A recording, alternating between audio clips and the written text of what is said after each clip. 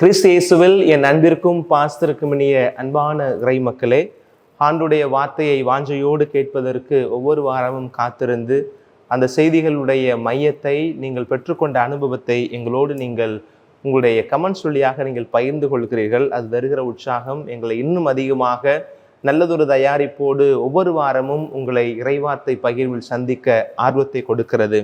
அந்த விதத்தில் இந்த வாரமானது தவக்காலத்தினுடைய 4வது ஞாயிறாக இருக்கிறது. தவக்காலத்தினுடைய நான்காவது ஞாயிற்கு ஒரு சிறப்பு இருக்கிறது.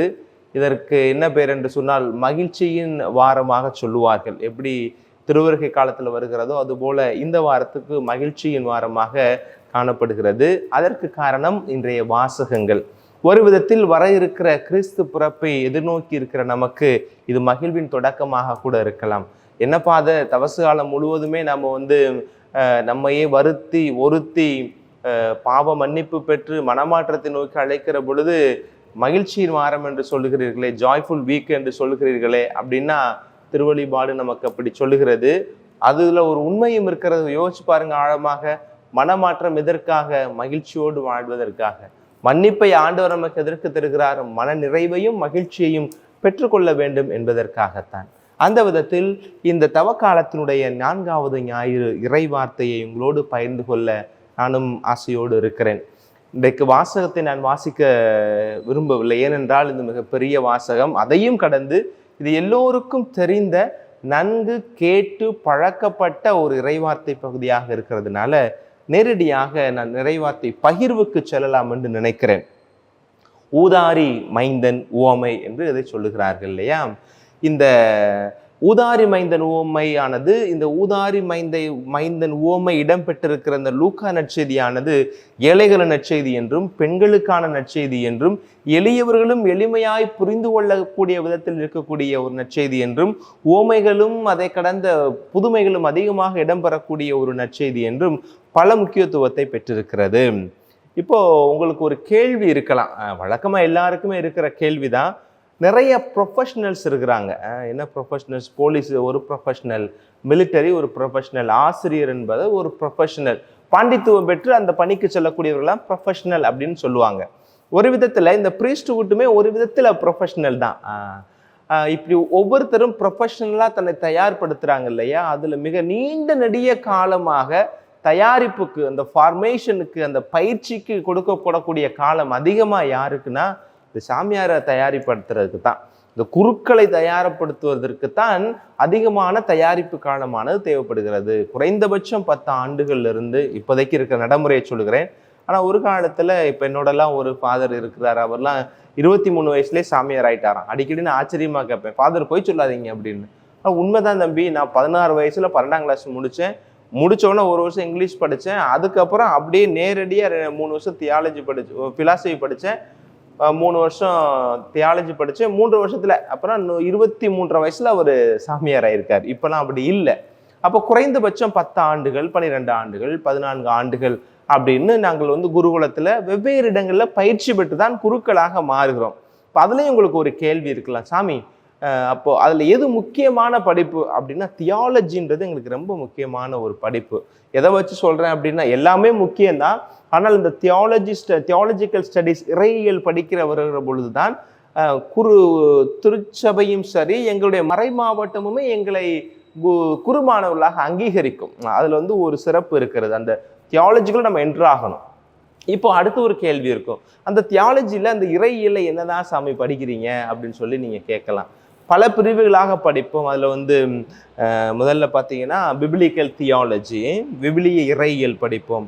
மாரல் தியாலஜி, அறநெறி இறையியல் அப்படின்றதையும் படிப்போம். அப்புறம் சிஸ்டமேட்டிக் தியாலஜி அப்படின்றத படிப்போம். பாஸ்டரல் தியாலஜி அப்படின்னு படிப்போம். இப்படி பல தியாலஜிகளை படித்து தான் கடைசி அவங்கள்ட்ட நாங்கள் குருக்களாக பணி செய்ய வருகிறோம். அதில் மிக முக்கியமாக எல்லா குருக்களுமே கட்டாயம் நன்கு ஆழமாய் ஊன்றி படிக்க வேண்டிய, ஆர்வத்தோடு படிக்க வேண்டிய ஒரு பகுதி என்னன்னு என்னைய கேட்டீங்கன்னா, என்னை பொறுத்தளவில் நான் சொல்வேன் பிப்ளிக்கல் தியாலஜி. அந்த விவிலிய இறையியல் தெளிவாக இருக்கணும். ஏன்னா அதுதான் ஆதியும் அந்தமுமா இருக்கிறது. The base of our faith எங்க இருக்கிறது? அந்த விவிலியத்துல தானே இருக்கிறது. அந்த விவிலியத்தையுமே நாங்கள் வருஷம் ஃபுல்லாக படிப்போம். அந்த 3 ஆண்டுகளும் விவிலியத்தை படிப்பது உண்டு. என்னென்ன மாதிரி இப்போ பழைய ஏற்பாடு புதிய ஏற்பாடுன்னு பிடிப்போம். அந்த பழைய ஏற்பாட்டிலே பார்த்தீங்கன்னா அந்த பெண்டடியூக் ஃபஸ்ட்டு 5 புத்தகங்களை தனி ஒரு புத்தகமாகவே படிப்போம். அது ஒரு தனி பாடமாகவே இருக்கும் எங்களுக்கு. இது நம்ம தொடக்க நூலாக இருக்கலாம், எக்ஸோடஸு, நம்பர்ஸு, லெவிட்டிகஸ், அதோட சேர்த்து இதை விட்டுட்டேன், டியூட்ரானமி, இதெல்லாம் இணைச்சட்டம், இதெல்லாம் சேர்ந்து 5 புத்தகம் பெண்டடியூக்ஸ் அப்படின்றது ஒரு பாடமாகவே எங்களுக்கு வரும். அதுக்கப்புறம் ஞான நூல்கள் அப்படின்னு பழைய ஏற்பாட்டில் ஒரு பகுதியை படிப்போம். அப்புறம் சாம்ஸ், திருப்பாடலை மாத்திரம் தனியாக படிப்போம். அப்புறம் இறைவாக்கினர்களுக்கு வந்துட்டீங்கன்னா பெரிய இறைவாக்கினர், சிறிய இறைவாக்கினர், மேஜர் ப்ராஃபட்ஸ், மைனர் ப்ராஃபட்ஸ் அப்படின்னு சொல்லி நாங்கள் படிப்போம். இப்படி தான் பழைய ஏற்பாட்டை குருமானவர்களுக்கு சொல்லிக் கொடுப்பாங்க. அப்படியே நீங்கள் புதிய ஏற்பாட்டுக்கு வந்துட்டீங்க அப்படின்னா ஃபஸ்ட்டு எது படிக்கிறோம்னா, நாங்கள் முதல்ல இந்த 4 நற்செய்திகளை படிப்பது உண்டு. அந்த 4 நற்செய்திகளையும் கடந்து யோவான் நற்செய்தியை மாத்திரம் தனியாக படிக்கிறது உண்டு. ஆனால் அது எளிய மக்கள் எளிமையாக புரிந்து கொள்ள முடியாது. அதிகமான நுணுக்கங்களும் அது இந்த ரீட் இன் பிட்வீன் லைன்ஸ் அப்படின்வாங்க. அந்த மாதிரி தான் அந்த யோவான் நற்செய்தி இருக்கிறதுனால அந்த யோவான் நற்செய்தியை தனி ஒரு புத்தகமாக படிப்போம். எங்களுக்கு எரோனிமஸ் அப்படின்னு சொல்லிட்டு கோட்டாரடைஸ் ஃபாதர் எடுத்தார், அவர் இறந்துட்டார். இப்போ அதுக்கப்புறம் பேரபிள்ஸ் அண்ட் மிரக்கிள்ஸ் அதையுமே நாங்கள் தனி ஒரு பாடமாக படிக்கிறது உண்டு. அப்புறம் ஆக்ட்ஸ் ஆஃப் த அப்பாஸ்டல்ஸ் என்று சொல்லப்படக்கூடிய திருத்தூதர் பணியை தனியாக படிப்போம். அப்புறம் பவுலடியாருடைய கடிதங்கள், 13 கடிதங்கள், அது ஒரு தனி பாடமாக படிக்கணும். அப்புறம் திருவெளிப்பாடு தனி பாடமாக படிப்பது உண்டு. இப்படி தான் நாங்கள் படித்து அந்த பைபிளை முடிக்கிறோம். அதில் இப்போ உங்களுக்கு ஒரு கேள்வி வரலாம், ஃபாதர் அப்போ இப்படி தனித்தனியாக அக்குவேரை பிரித்து நீங்கள் படிக்கிறீங்க அப்படின்னா அப்போ உங்களுக்கு எல்லாமே தெரிஞ்சிருக்கணுமே ஃபாதர் அப்படின்னு நீங்கள் கேட்கலாம். கறிக்கடைக்கு போனீங்கன்னா ஆட்டுக்கறி அப்படின்னும், ஆட்டுக்கறி எப்படி தலை தனியாக இருக்கும், குடல் தனியாக இருக்கும், ஈரல் தனியாக இருக்கும், தொடக்கறி தனியாக இருக்கும், நெஞ்செலும்பு தனியாக இருக்கும், எப்படி பிரித்து வச்சுருப்பாங்களோ அது போல தான் இந்த தியாலஜி படிக்கும் போது எங்களுக்கு அந்த பைபிளை பிரித்து நமக்கு சொல்லி கொடுப்பாங்க. ஆனால் எல்லாமே படிச்சிருந்தாலும் கூட இப்போ என்னைய கேட்டிங்கன்னா கூட இப்போ ஐசாயா புத்தகம் 5வது அதிகாரத்தில் 13வது வசனம் என்ன இருக்குது அப்படின்னு கேட்டிங்கன்னா எனக்கு உறுதியாக அது தெரியாது. ஆனால் அந்த ஐசாயா புத்தகத்தினுடைய சாரம் என்ன அப்படின்றது நமக்கு தெரியும். ஐசாயா இந்த புத்தகத்தை எழுதுறதுக்கான நோக்கம் என்ன அப்படின்றது நமக்கு தெரியும். ஐசாயா வழியாக கடவுள் நமக்கு என்ன சொல்ல வர்றாரு அந்த புத்தகம் வழியாக, அந்த ஏசாயா புத்தகத்தில் உள்ளது நமக்கு தெரியும். ஆனால் புதிய ஏற்பாடு கொஞ்சம் அதிகமாகவே நான் விரும்பி படிப்பது உண்டு. ஏன்னா அடிக்கடி நம்ம பயன்படுத்துறதுனால அதுலேயுமே எல்லாமே தெரியுமா அப்படின்னு அதுவும் ஒரு பெரிய கேள்விக்குறி தான். எக்ஸாக்டாக தெரியுமான்னா தெரியாது. இந்த இடத்துல இது என்ன இருக்குது ஃபாதர் அப்படின்னா நமக்கு தெரியாது. அப்படி போய் நீங்கள் ஒரு ஃபாதர்கிட்ட கேட்குறீங்க, ஃபாதர் யோவான் நற்செய்தி 8வது அதிகாரம் 13வது வசனம் என்ன இருக்குது அப்படின்னு கேட்கும் போது அந்த ஃபாதர் அதை டக்குன்னு சொல்ல முடியல அப்படின்னா, என்ன தியாலஜி 3 வருஷம் படிச்சீங்க 4 வருஷம் படிச்சீங்க அப்படின்னு நீங்கள் என்ன சொல்ல முடியாது, கேட்க முடியாது. அது ரொம்ப கடினமான ஒரு காரியம். இப்போ திருக்குறள் மாதிரி 1330 குறள் தான் இருக்குது அப்படின்னா இப்படி நம்ம படிச்சுட்டு வந்துடலாம். ஆனால் பைபிள் அப்படி இல்லை. ஆனால் நமக்கு அந்த சாரம் தெரியும், அந்த பின்புலம் திரளையும் வரலாற்று பின்புலம் எல்லாம் நம்ம படித்து வைத்திருப்போம். ஏன்னா ஏன் இவ்வளோ சொல்கிறேன் அப்படின்னா, இனிமேல் நீங்கள் போய் ஃபாதர்ஸ்ட்டை கேட்கும் போது இதெல்லாம் நீங்கள் தெரிஞ்சு வச்சுக்கோங்க. உங்கள் ஃபாதர்ஸ் இதெல்லாம் படிச்சுட்டு தான் உங்களுக்கு பணி செய்ய வராங்க. சரி, இப்போ நான் ஏன் இவ்வளோ பெரிய ஒரு குறுமடத்தில் நாங்கள் படிக்கக்கூடிய ஒரு வரலாறு உங்களுக்கு சொல்கிறேன் அப்படின்னா, எது மறந்தாலும் சரி ஒரு சில பகுதிகள் நமக்கு மறக்கவே செய்யாது. எப்போ கேட்டாலும் ஒரு சில விவிலிய பகுதிகளுக்கு நம்ம உடனடியாக மறையுரை கொடுக்க முடியும். தயாரிப்பு அதிகமாக இல்லை, நேரம் இல்லை அப்படின்னு கூட நம்ம குறை சொல்ல முடியாது. ஏன்னா அவ்வளவு தூரம் ஒரு சில பகுதிகள் மக்களுடைய வாழ்வோடும் நம்முடைய வாழ்வோடும் இரண்டர கலந்து நிற்கும். அப்படிப்பட்ட ஒரு இறைவார்த்தை பகுதி தான் இன்றைக்கு நீங்கள் வாசிக்க கேட்ட ஊதாரி மைந்தன் உவமை. இந்த ஊதாரி மைந்தன் உவமைக்கு சிறப்பான ஒரு பெயர் என்ன அப்படின்னா, இதை எப்படி சொல்லுவாங்கன்னா, இது உவமை தான் இல்லையா, பேரபிள்ஸ் ஆஃப் த பேரபிள் அப்படின்னுவாங்க. உவமைகளுக்கெல்லாம் உவமை அப்படின்னு இதை சொல்லுவாங்க. இன்னொரு பெயர் என்ன அப்படின்னா, காஸ்பல் ஆஃப் த காஸ்பல்ஸ், இது நற்செய்திகளினுடைய நற்செய்தி அப்படின்னு சொல்லுவாங்க. Gospel of the gospels, parable of the parables, queen of parables அப்படின்றதையும் ஒரு சில பேர் கோட் பண்ணி இந்த பர்டிகுலர் பகுதிக்கு சொல்லுவாங்க. முழுமையாகவே நீங்கள் லூக்கா நற்செய்தியினுடைய 15வது அதிகாரத்துக்கே காஸ்பல் ஆஃப் த காஸ்பல்ஸ் அப்படின்ற பெயர் இருக்கிறது. இதில் 3 உவமைகள் வருகிறது பாருங்களேன். காணாமற் போன ஆடு உவமை, தொலைந்து போன நாணயத்தை கண்டெடுக்கிற உவமை, ஊதாரி மைந்தனாகிய இந்த உவமை. இது 3மே நமக்கு எதை சொல்லுகிறது அப்படின்னா, God search for human beings, God in search for all of us அப்படின்றத நமக்கு சொல்லுகிறது. கடவுள் தேடக்கூடியவராக, காத்திருந்து நம்மை அன்பு செய்யக்கூடியவராக, மனமாற்றத்திற்காக நம்மை ஆவலோடு நம்மை தயாரிக்கிற ஒரு கடவுளாக இருக்கிறார் அப்படின்றத, கடவுளுடைய அன்பை, the manifestation of God's love அப்படின்றது இந்த நற்செய்திகளை தெரிகிறதுனால தான் இதை gospel of the gospels, parable of the parables, queen of parables அப்படின்னு பல பெயர் கொடுத்து இதை அழைக்கிறார்கள். சரி, இப்போ நேரடியாக நம்ம ஊமைக்குள்ளாக போகலாம். இந்த ஊமையில் பார்த்தீங்க அப்படின்னா அந்த பரிசேயர்களை விட்டுருங்க, அது வேற.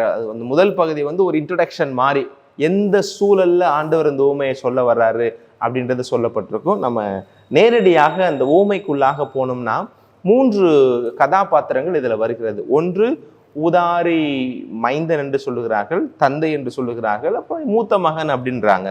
அப்போ நான் இந்த விவிலியத்தை நான் சொல்லி விளக்கத்தை சொல்லி முடிக்கும் போத இந்த 3 பேர்ல நீங்களே பெயர்களை மாற்றி சொல்லலாம், அல்லது அவர்களுக்கான அடைமொழியை நீங்கள் மாற்றலாம். யார் உண்மையிலேயே ஊதாரி அப்படின்றது என்னுடைய கேள்வியாக இருக்கிறது. இன்னைக்கு மறையுரைக்கு கூட அதை தலைப்பாக வைக்கலாம் என்று தான் நினைக்கிறேன். யார் ஊதாரி? பாருங்களேன், அப்பா ஒரு செல்வந்தனாக இருக்கிறார், ஊர்ல பேரு புகழோடு இருக்கிறார், நிலபுலன்களோடு பண வசதியோடு எல்லாமே நல்லா இருக்கிறாரு. 2 பிள்ளையுமே கண்ணும் கருத்துமாகத்தான் வளர்க்கிறாரு.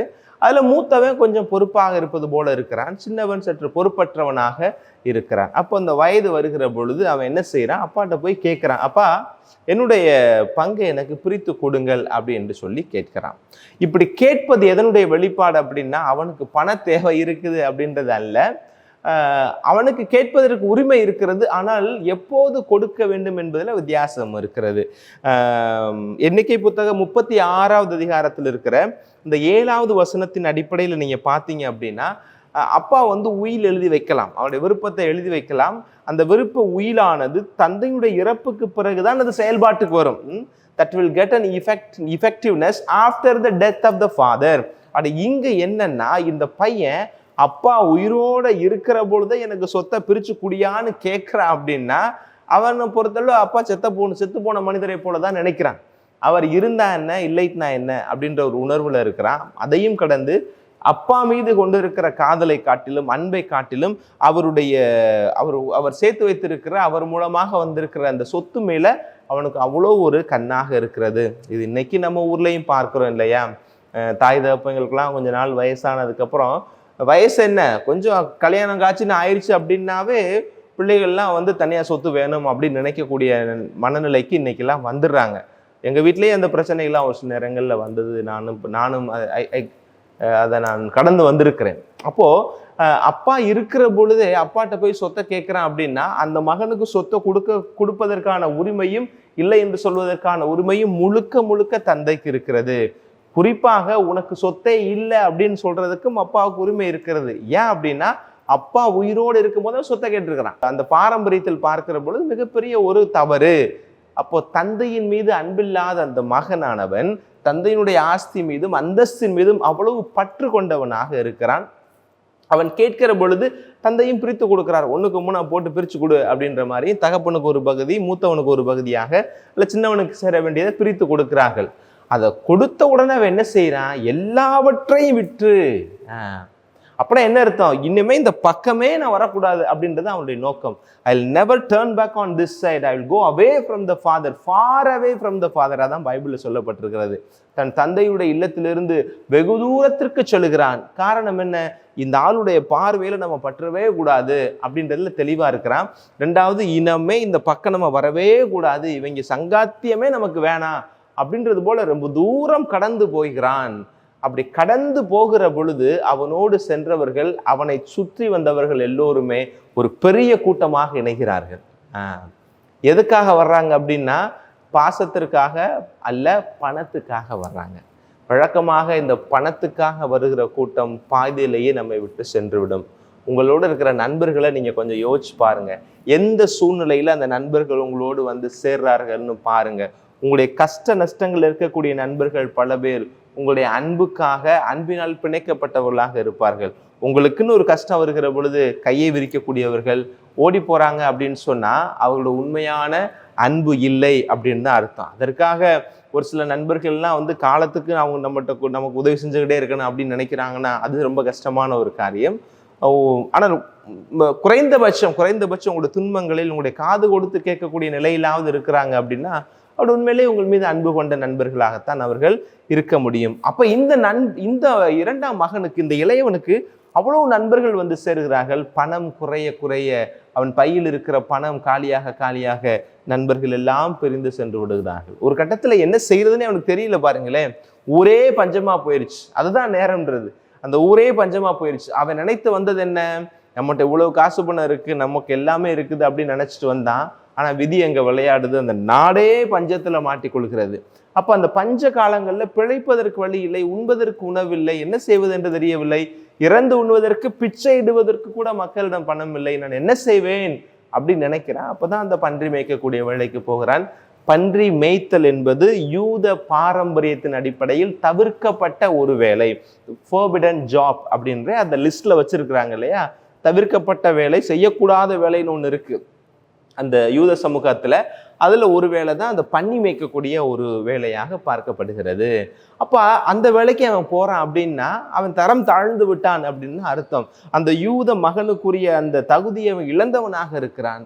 அங்க அடிமை போல வேலை செய்கிறான். எந்த எண்ணத்தோட? அந்த பன்றிக்கு கிடைக்கிற உணவையாவது நாம் உண்ணலாம் என்று நினைத்தால் அது கூட அவனுக்கு கிடைக்கவில்லை என்பதுதான் விவிலியம் நமக்கு சொல்லுகிறது. ஆண்டவர் சொல்லுகிற அந்த ஓமையினுடைய வரிகளாக இருக்கிறது. இப்ப எந்த இடத்துல இந்த மகன் வந்து உண்மையிலேயே மதிக்கப்படக்கூடியவனாக மாறுறான் அப்படின்னா, அந்த பன்னிக்கு இற வச்சுக்கிட்டு இருக்கும் போது பாருங்க, பன்றியா சண்டை போடுறான். என்ன சொல்லப்பட்டிருக்கு? பன்றிக்கு வைக்கக்கூடிய உணவு கூட அவனுக்கு கிடைக்கலையாம். இப்ப பன்றிக்கு உணவு வைக்கிற பொழுது அவனுக்கு தேவையான அந்த புண்ணாக்கம் அது என்ன சாப்பிடுது நமக்கு தெரியல. பன்றிகள் வந்து காய்கறிகளை சாப்பிடுதுன்னா அதை எடுத்து வச்சுட்டு போட முடியாது. ஏன்னா எடுத்து வச்சா எஜமான் பார்த்துருவார், உனக்காக கொடுத்தேன் பன்றிக்கு போடுன்னு சொல்லி கொடுத்துருப்பார். இப்ப நான் எப்படி யோசிக்கிறேன்னா, பன்றிக்கு உணவெல்லாம் அந்த தொட்டியில போட்டுட்டு பன்னி சாப்பிடும் போது அவனும் சேர்ந்து சாப்பிட்டுருப்பான்னு நினைக்கிறேன். அதுதான் ஒரே பாசிபிலிட்டி. ஏன்னா முதலாளி அங்க இருக்கிறாரு, அது பன்னிக்கு கொடுக்க வேண்டிய உணவு அது கூட கிடைக்கவில்லைன்னு தான் பைபிள் நமக்கு சொல்லுது. அப்படின்னா அந்த பன்றிக்குரிய உணவை போட்டு விட்டு அந்த உணவை சாப்பிட்றதுக்கு அப்படி இப்போ நீங்கள் கரெக்டாக நீங்கள் அந்த படம் பார்த்தீங்கன்னா தெரியும். அது இது இந்த ஊமையை மையப்படுத்திலாம் ஒரு சில சித்திரங்கள்லாம் இருக்கிறது. அப்போ இந்த பன்னி சாப்பிட்டுட்டு இருக்கும்போது மண்டையை விட்டு அவனும் பன்னிக்கு சாப்பாடு வைக்கிற முறையே சாப்பிட்ருப்பான்னு நினைக்கிறேன். அந்த ஒரு இழிநிலைக்கு அவன் தள்ளப்படுகிறான். யோசிச்சு பாருங்க, பன்றி குளிக்காத பன்னி, அது எதில் கடந்து வருதுன்னு தெரியாது, சாக்கடையில் கடந்து வருதா அல்லது எங்கே கடந்து வருதுன்னு தெரியாது. அந்த பன்றியோட பன்றியாக இருந்தால் கூட அவனுக்கு உணவு கிடைக்காத ஒரு அவல நிலையில் அவன் இருக்கிறான். அப்போ இந்த நிலையில தான் there is a realization. அவன் நினைக்கிறான், என்ன எங்கள் அப்பா வீட்டில் அத்தனை பேர் வேலை செய்கிறாங்களே, எத்தனை தொழிலாளிகள் இருக்கிறார்கள், அவர்களுக்கெல்லாம் வடிகிறார உணவு கிடைக்கிறது, நான் ஏன் அங்கே கடந்து கஷ்டப்படணும்? Let me go back to my father. நான் மீண்டுமாக திரும்பி என் அப்பாவிடம் போவேன் அப்படின்னு தனக்குள்ளாக சொல்லிக்கொள்ளலாம். இந்த புத்தி யாரும் சொல்லி வரவில்லை, இந்த புத்தி யாரும் சொல்லி வரல. அவனுடைய சூழல் அவனை அந்த ஒரு நெருக்கடிக்குள்ள கொண்டு வந்து நுப்பாட்டுது. அந்த நெருக்கடி அவனை ஒரு ரியலைசேஷன்ல, ஒரு தன்னிலை ஆய்வு பெற்று தன்னிலை ஒரு தெளிவுக்கு அவன் வருகிறான். தாண்மை தெளிவுக்கு அவன் அந்த இடத்துல வருவதாகத்தான் நான் உணர்கிறேன். சரி, அப்ப இந்த தாண்மை தெளிவு தன்னிலையிலே வந்ததுனால, யாரும் சொல்லி வரல, அவனுக்குள்ளாக வந்ததுனால அதை இம்மிடியட்டா செயல்பாட்டுக்கு கொண்டு வருகிறான். அப்ப என்ன சொல்றான் பாருங்க, நான் எங்க அப்பாட்ட போவேன், அப்பா நான் உங்களுடைய மகன் சொல்லப்படக்கூடிய தகுதியை நான் எப்போவோ இழந்துட்டேன், ஆனா உங்க வீட்டுல ஒரு வேலைக்காரனா இருந்துட்டு போறேனே, எனக்கு கொஞ்சம் சாப்பாடு கிடைக்குமே அப்படின்னு எங்க அப்பாட்ட போய் கேட்க போறேன் அப்படின்னு சொல்லிட்டு எழுந்து தந்தையை நோக்கி, அந்த இல்லத்தை நோக்கி, தன்னுடைய இடத்தை நோக்கி போகிறான். பைபிள் சொல்லுகிறது, மகன் வருவதை கண்ட தந்தை ஓடி வந்து அவனை கட்டி அணைத்து முத்தமிட்டார் என்று சொல்லப்படுகிறது. அப்படின்னா இது எதை காட்டுகிறது என்றால், அந்த மகன் சென்ற நாளிலிருந்து தன்னை ஒரு இறந்தவனாக, தன்னை ஒரு மனிதனாகவே மதிக்கவில்லை, தன்னுடைய இருத்தலை மதிக்காத அந்த மகன் தன்னுடைய சொத்துக்களை எல்லாம் வாங்கி கொண்டு போனாலும் கூட அவன் வருவான் என்று ஒவ்வொரு நாளும் காத்து கொண்டு இருந்ததுனால்தான் மகன் வருகிற பொழுது தந்தை எதிர்கொண்டு வருகிறார். அப்போ அந்த பால்கனியில் உட்கார்ந்து ஒவ்வொரு நாளும் அந்த ரோட்டை பார்த்துக்கிட்டே இருந்திருப்பார். அந்த நம்பிக்கையை பாருங்க, என் மகன் எப்படியும் ஒரு நாள் வந்து விடுவான் என்கிற நம்பிக்கை அவருக்கு இருந்தது.